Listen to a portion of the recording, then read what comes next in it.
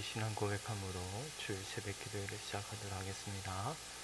전능하사 천지를 만드신 하나님 아버지를 내가 믿사오며 그 외아들 우리 주 예수 그리스도를 믿사오니 이는 성령으로 잉태하사 동정녀 마리아에게 나시고 본디오 빌라도에게 고난을 받으사 십자가에 못 박혀 죽으시고 장사한 뒤 사흘 만에 죽은 자 가운데서 다시 살아나시며 하늘에 오르사 전능하신 하나님 우편에 앉아 계시다가 저리로서 산자와 죽은 자를 심판하러 오시리라. 성령을 믿사오며 거룩한 공예와 성도가 서로 교통하는 것과 죄를 사하여 주시는 것과 몸이 다시 사는 것과 영원히 사는 것을 믿사옵나이다. 아멘. 우리 찬송 212장 겸손히 주를 섬길 때 함께 찬송하겠습니다.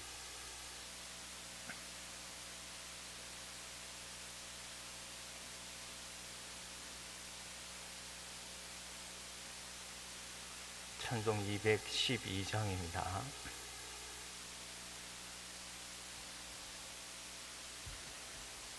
겸손히 주를 섬길 때 괴로운 일이 많으나 구주여 내게 임주사 잘 감당하게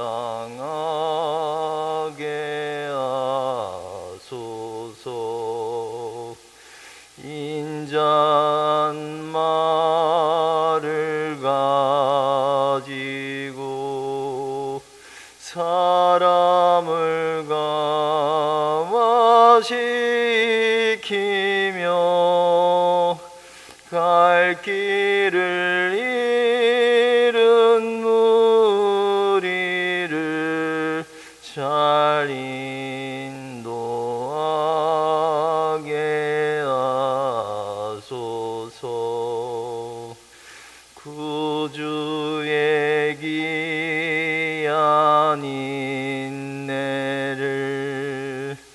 깨달아 알게 하시고 굳건한 믿음 주셔서 늘 승리하게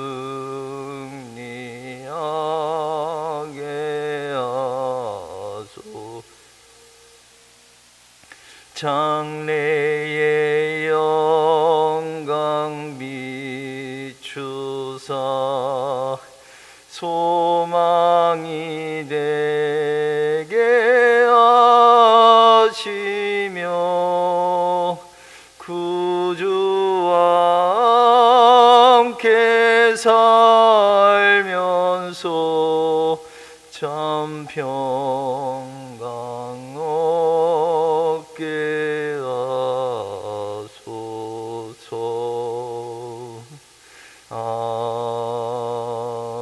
아멘. 성경 말씀 민수기 17장입니다.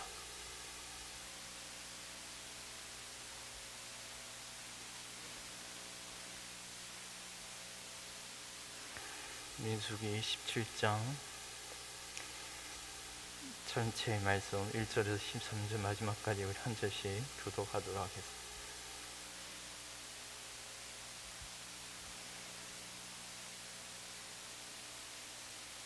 여호와께서 모세에게 말씀하여 이르시되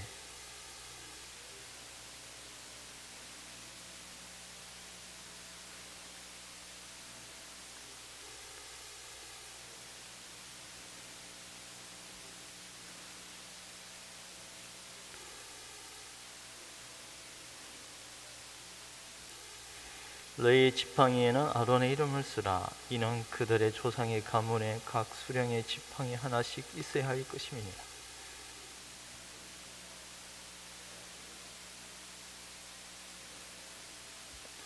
내가 택한 자의 지팡이에는 싹이 나리니 이것으로 이스라엘 자손이 너희에게 대하여 원망하는 말을 내 앞에서 거치게 하리라.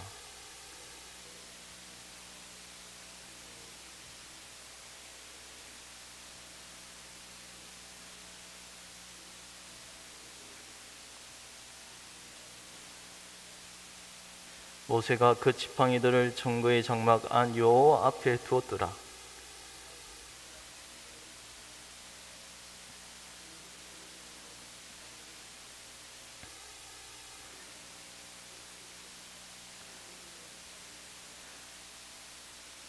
모세가 그 지팡이 전부를 여호와 앞에서 이스라엘 모든 자손에게 가져오매 그들이 보고 각각 자기 지팡이를 집어들었더라.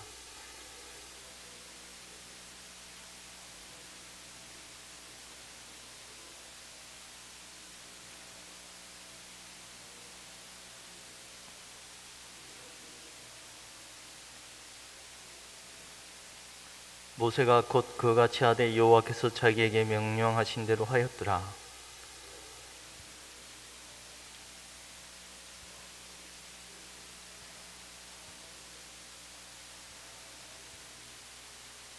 가까이 나아가는 자 곧 여호와의 성막에 가까이 나아가는 자마다 다 죽사오니 우리가 다 망하여야 하리까. 아멘.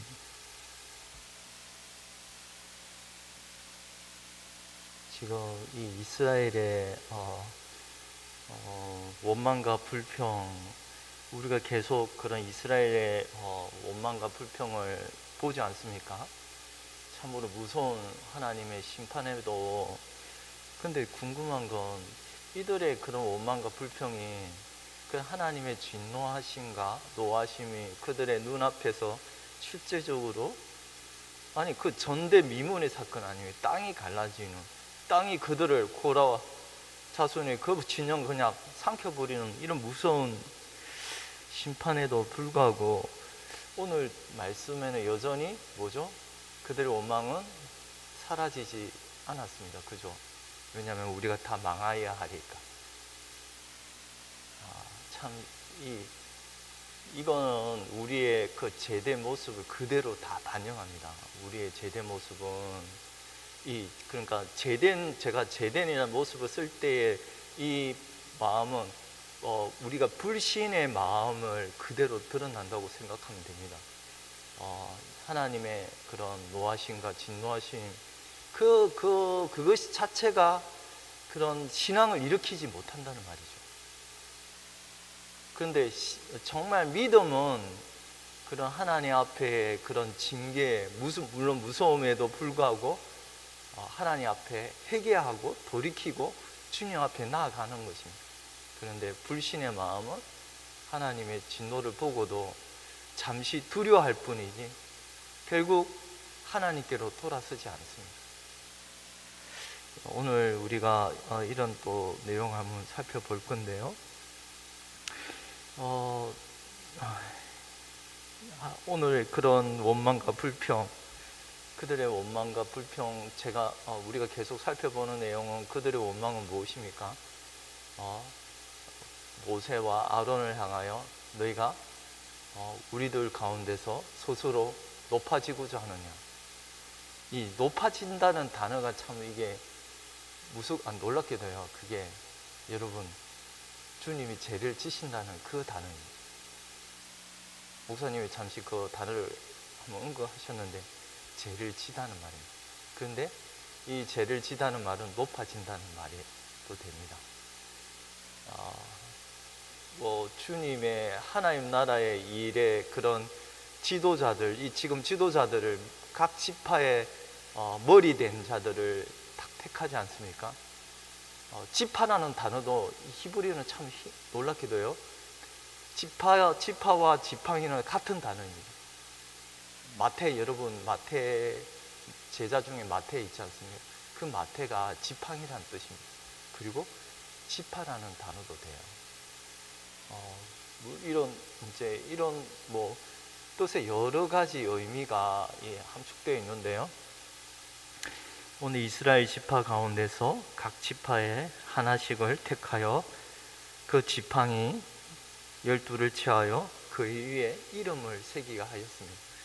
내가 택한 정말 그 제사장의 직분에 합당한 지파가 누구인지 하나님이 친히 그들에게 명백하게 보여주고자 합니다. 이 제사장 직분은 뭐죠?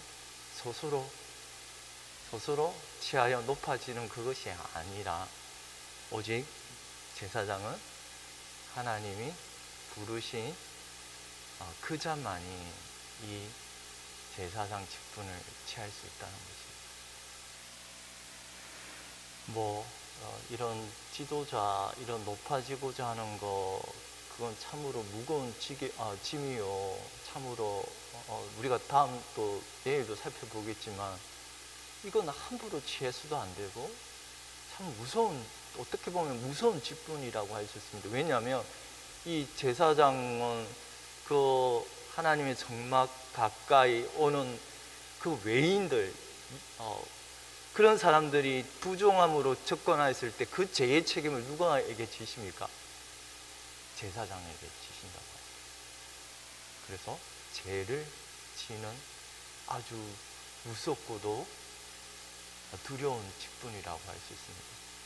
만약에 성막의 성소에 더러움이, 부정함이 있을 시에 그 죄에 대한 책임을 다른 사람이 아니라 제사장이 지게 되는 것입니다.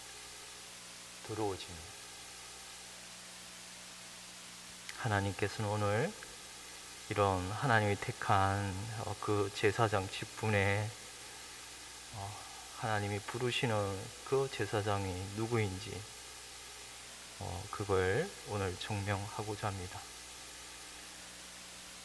그들의 조상의 가문대로 지휘관에서 지팡이 12를 취하고 그 위에 이름을 쓰되 레위 지파 지팡이에는 누구 이름을 기록해요?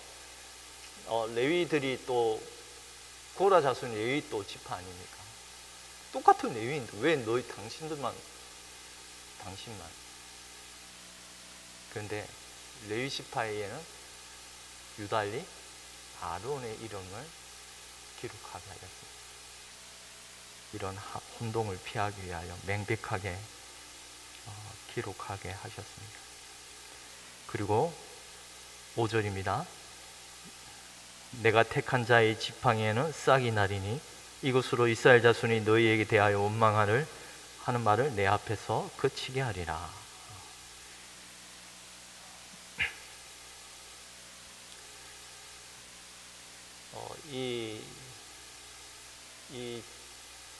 그 지팡이를 가지고 좀 성막 안 그 언약궤 앞에 두라고 말합니다. 그 정거궤 앞에 두라고 말하는데요. 이 정거의 장막도 좀 우리가 이 말이 좀 어려울 수도 있어요. 우리가 해막, 정거 이런 단어들이. 그런데 그 단어에는 아주 뜻이 있어요.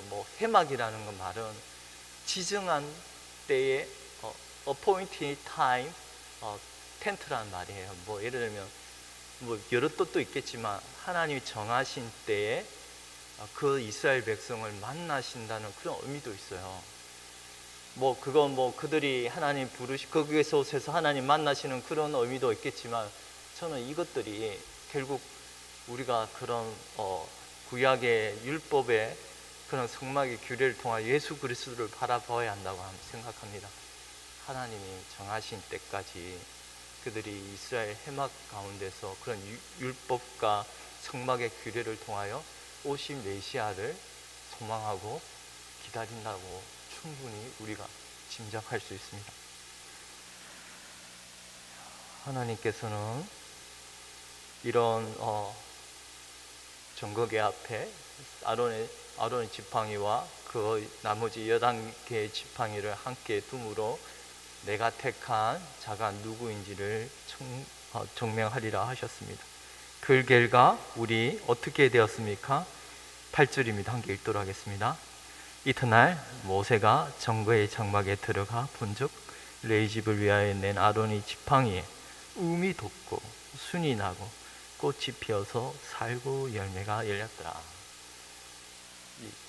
이 이튿날이라는 단어에도 이런 뜻이 있다고 하더라고요. 뭐냐면 칼빈은 이렇게 해석을 해요. 이튿날 바로 하나님이 그들에게 그 택한 자가 누구인지를 바로 증명할 수 있었지만 그러나 그 회중들이 회개하기를 하루의 시간을 내어줌으로 그들이 회개할 수 있는 충분한 그런 여건을 주신 의미가 이튼이라는 단어에 드러난다고 생각합니다.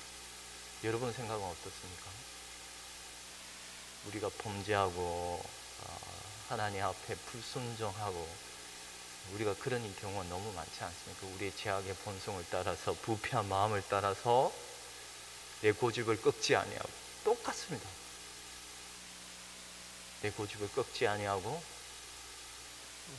또 원망과 불평을 쏟아내는 것 다른 게 아니면 우리 안에 이런 죄성이 있습니다. 그런데 신자는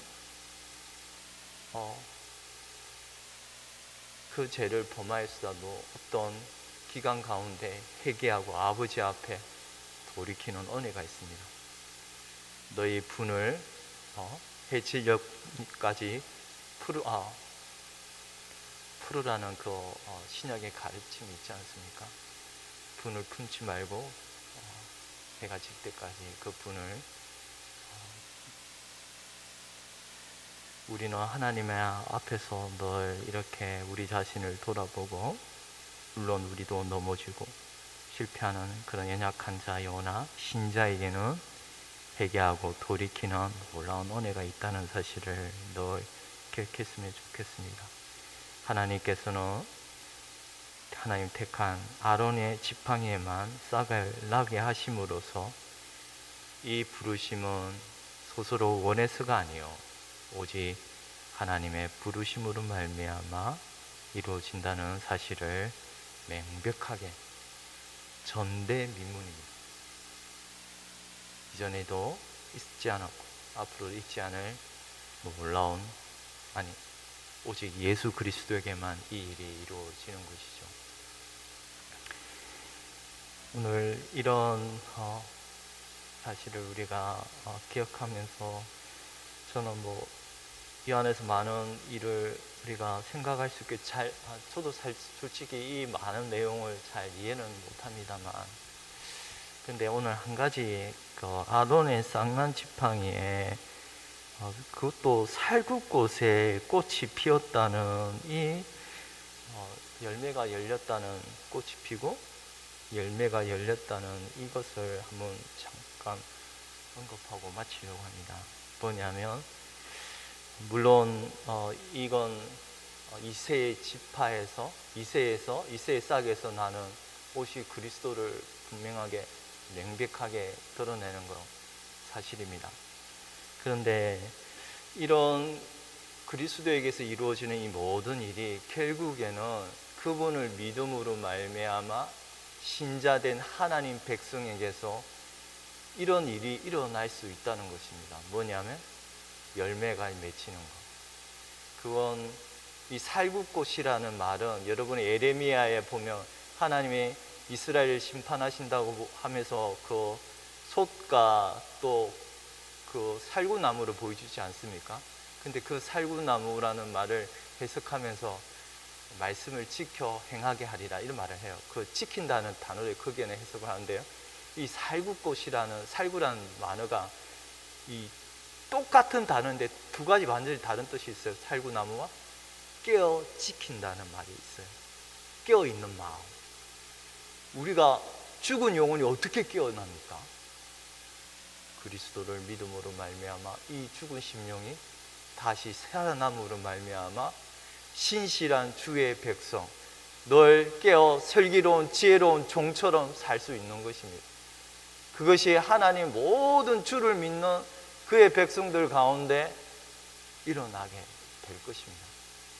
이것이 살구나무 꽃 가운데 열매가 맺혔더라는 말씀은 앞으로 오실 그리스도로 말미암아 이 놀라운 일이 시작이 되고 주의 백성들에게 그를 믿고 따르는 자에게 하나님의 놀라운 성령의 역사로 말미암아 우리 심령 가운데 깨어있는 마음을 주시는 이 사실을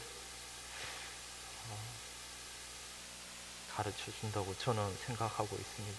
우리의 어두운 마음, 이래 우리의 둔한 마음, 이처럼 불순종하고 배역하는 그런 이스라엘을 향하여 하나님께서는 결국 그들의 심령을 고치사 그 잠자는 영혼의 심령을 다시 태어나게 하심으로 결국 하나님이 바라시고 기뻐하시는 그런 깨어있는 마음으로 만들어 가실 것임을 가르쳐 주고 있지 않은가 싶습니다.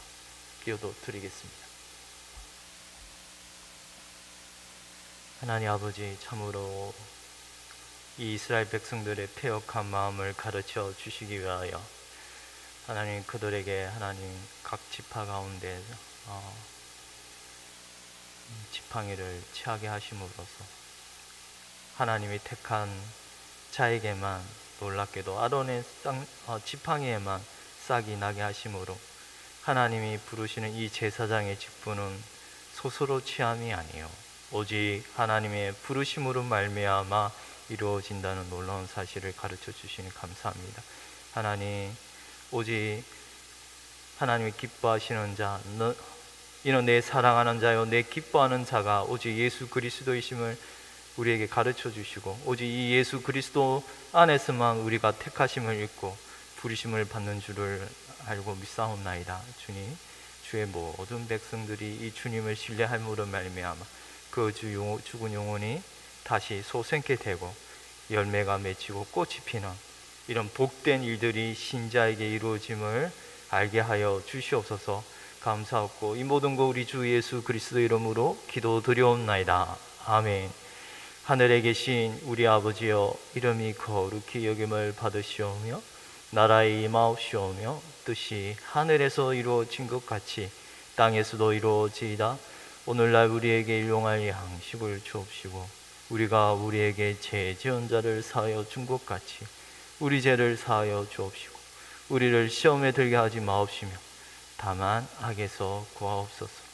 대개 나라와 근세와 영광이 아버지께 영원히 있사옵나이다. 아멘.